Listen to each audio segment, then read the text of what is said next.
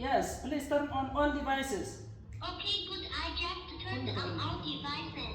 እሺ በመጀመሪያ ነቲ ዘለና ኢሎም ማዕንትና ይኮልዱ ቴክኖሎጂ ፈተነ ንምርኣይ ናተይ ሓሳብና ኢልኩም ኣብዚ ዘሎ ቴክኖሎጂ ምዕባለ ጃምኩም ንምርካት እዛ ቴክኖሎጂ እዚኣ ርእይቶ ኮይና ናብ ዝሕሸ ክነብፅሓ ኢና ብምባል ኣብዚ ስለተረኸብኩም ካብ ልቢ እየ ዘመስግነኩም ናይ ብሓቂ ማለት እዩ ካብኡ ብምቕፃል ኮልዱ ቴክኖሎጂ እዚኣ ትመስል ቅድሚ ሕዚ ዕብይ ዝበለ ፊዚካል ዝነበረ እያ ነይራ ሕጂ ግን እዚኣ ትመስል ብጣዕሚ ንምሓዛ ቀላል ነጠቃቅምኣ ቀላል ምችውቲ ቴክኖሎጂ እያ ኮይና ዘላ ማለት እዩ ሕጂ ናይ ቅድሚ ሕዚ ኮልዱ ቴክኖሎጂ ሓደ ግዜ ትድውለና ንሓደ ማሽነሪ ጥራሕ እያ ኮንትሮል ትገብር ነይራ ሕጂ ግን እዛ ማሽነሪ እዚኣ ወይ ድማ እዛ ቴክኖሎጂ እዚኣ ንብዙሕ ማሽነሪ ሕጂ ንብፅኡ ኦረዲ 4 ክንርኢና ግን ንብዙሕ ማሽነሪ ደስተኻ ማሽነሪ ብደስተኻ ዓይነት ትእዛዝ ኣዚዝካ ኮንትሮል ንምግባር ተኽእለና ማሽነሪ እያ ማለት እዩ ስለዚ ኣብ ዘለናዮ ኮይድና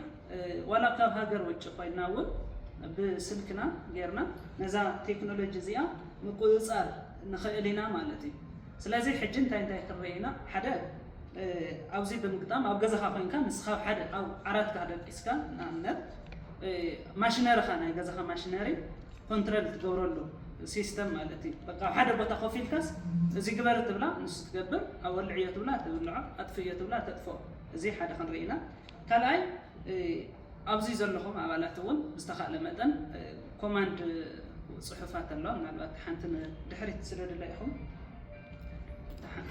ኮማንድ ፅሑፋት ኣለዋ ተዳሊኻ ፅንሓኒ ኢኻ ምስ ደወልኩልካ ኢኻ ክትደውል ዓፅያ ስለ ዘለኹ ሕጂ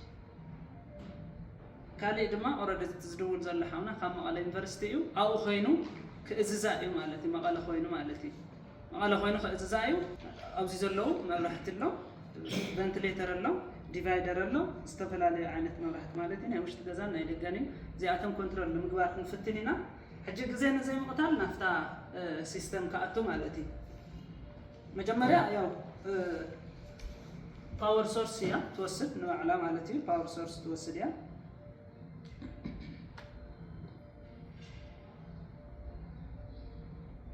هاو سورس وسيد الله كاو دحري زلا اتم ماشينرتات مطام انا علم ديفايدر انبوت زع ريسيفر اللو مطامي مالتي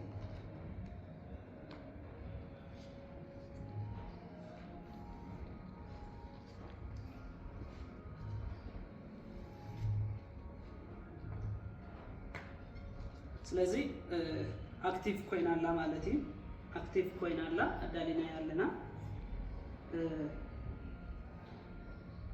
እዚ ማይክ ኤክስተርናል ማይክ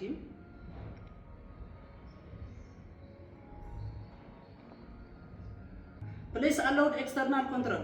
Okay, I just allowed external control. በቃ ሕጂ እቲ ኮንትሮላ ብደገ ወፂሎ ማለት እዩ ሕጂ ማንም ኣባኹም ዘሎ ሰብ ኣብ ዘለኹም ኮይንኩም ድምፅኹም ሓው ብምባል ኮንትሮል ምግባር ትኽእሉ ኢኹም ማለት እዩ ስለዚ ንኣብነት Are you present? Yes, I'm present. Are you ready to do a command? Yes, I'm ready. What? Can I help you? ሕጂ ምውላዕ ንኽእል ኢና ሕጂ ሬዲ እየ ኢላ ኣላ ምውላዕ ንኽእል ኢና ኦረዲ ካብተው ዘሎ ሕጂ ካብ ዘለውና ማሽነሪታት እታ ንእሽተይ ኣምፑል ጥራሕ ወልዕ እያ ክንብላ ኢና ኢንሲድ ላይት ማለት እዩ Please turn on the inside light. Okay, I just turned on the inside light for you. Please turn off the inside light. Okay, I just turned off the inside light. ሕጂ ኣብዚኦም ቶም ናይ ደግ ዓበይቲ መብራህትታት ክንውልዕ ኢና ንወይና ማለት እዩ Please turn on the out light. Okay, I just turned on the out light. ሕጂ እሳቶም ተወልዕ መለው ንዓኣቶም ተኣሚስና ክንጥፍኦም ኢና ማለት እዩ Please turn off the out light. Okay, good. I just turned it off the out light. ሕጂ ቨንቲሌተር ምውላዕ ንኽእል ኢና ማለት እዩ መይስና ሕጂ ቨንቲሌተር ድማ Are you present? Hello, welcome to Kodu Technology. Please turn on the fan. Okay, I just turned on the fan. Please turn off the fan. Okay, I just turned off the fan. በቃ ኦረዲ ማለት ከይተጸፈና ዝብል እያ ኣልቲፈት እያ ብቻ ከምኡ ሕጂ ኦረዲ ክልተ ነገራት ብሓንሻ ምውላዕ ንኽእል ኢና ሕጂ መብራህቲ ኩሎም ንወልዕ እዮም ከይልና ورد كل ولعي انتينا يا ናይ ውሽጥና ናይ ደገ ወልዕዮ ክብላ ኸለ ማለት እዩ Are you present? Hello, welcome to Kodu Technology. Please turn on inside light and out light. Okay, I just turned on inside light and out light. كلهم بحنشاب ማለት እዩ Please off all. Okay, off.